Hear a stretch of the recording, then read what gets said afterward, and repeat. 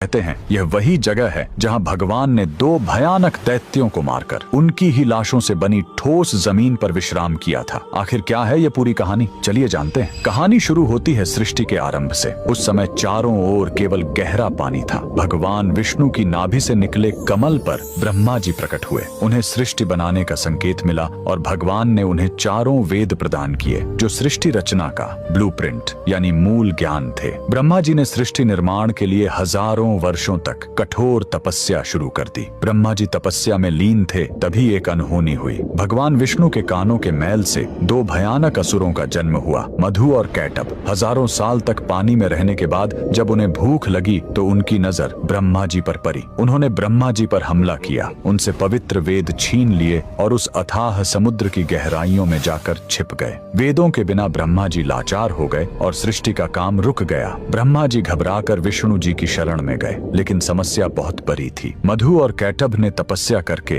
देवी महाशक्ति से इच्छा मृत्यु का वरदान पा लिया था, यानी वे अपनी मर्जी के बिना मर नहीं सकते थे। तब वेदों को वापस लाने के लिए विष्णु जी ने हयग्रीव अवतार लिया। उन्होंने घोड़े का सिर इसलिए चुना ताकि उसकी तीक्ष्ण बुद्धि और सूंघने की शक्ति से वे समुद्र के उस घने अंधेरे में भी वेदों को खोज सके। भगवान हयग्रीव पानी के भीतर गए और असुरों से हजारों साल तक युद्ध किया, लेकिन वरदान के कारण वे मर ही नहीं रहे थे। अंत में भगवान ने अपनी माया से उन्हें मोहित किया और पूछा कि तुम्हारी मृत्यु कैसे होगी। असुरों ने अहंकार में शर्त रखी, हमें वहां मारो जहां पानी न हो, एकदम सूखी जगह। पूरी दुनिया में तो पानी ही पानी था। तब भगवान ने अपना विराट रूप धारण किया, अपनी विशाल जांघों को पानी से ऊपर उठाया और कहा, मेरी जांघें सूखी हैं, और वहीं उन दोनों का वध कर दिया। मरने के बाद उन विशालकाय दैत्यों के शरीर से जो भारी मेद यानी चर्बी निकली वो जम गई और उसी से यह ठोस धरती बनी। इसीलिए पृथ्वी को मेदिनी कहते हैं। युद्ध के बाद थके हुए भगवान हयग्रीव ने इसी नई बनी जमीन पर असम के मणिकूट पर्वत पर विश्राम किया। उन्होंने वेद ब्रह्मा जी को लौटाए और ज्ञान की पुनः स्थापना की। इसीलिए हयग्रीव भगवान को आज भी बुद्धि और तर्क का देवता माना जाता है। कमेंट में जय श्री हरि